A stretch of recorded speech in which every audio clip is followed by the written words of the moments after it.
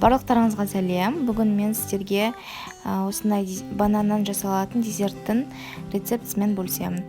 Ол үшін бізге сметана, шекер, осылай банан керек болады. Бананды ыдысымызға салып, вилкамен, содан кейін миксермен езіп аламыз.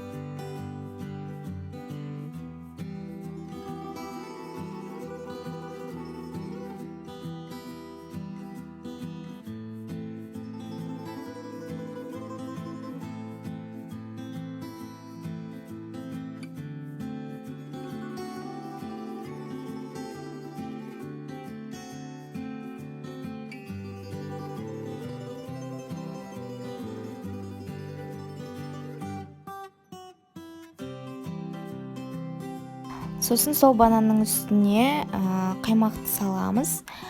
Қаймақ араластырып алғаннан кейін араластырып жатқанда шекер салып жібереміз.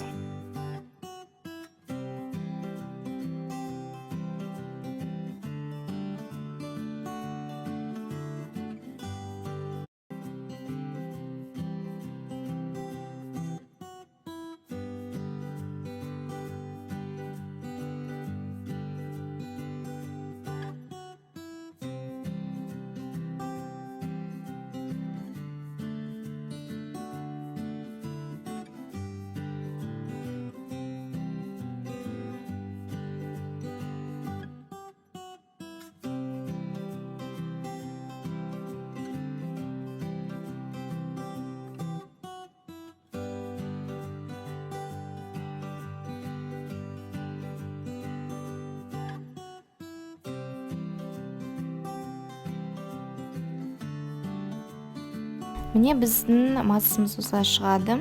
Оны бір ыдысымызға құйып аламыз да, бетін қалай безендіргілеріңіз келеді, солай жасауға болады. Мен орех пен клубника қойдым бетіне. Өте оңай жасалады. 5 минуттың ішінде осындай өте жеңіл десерт жасай аласыздар. Рецепт ұнады деген ойдамын. Ұнаса видеоның астына коммент қалдырып, лайк басуды ұмытпаңыздар. Келесі кездескенше сау болыңыздар.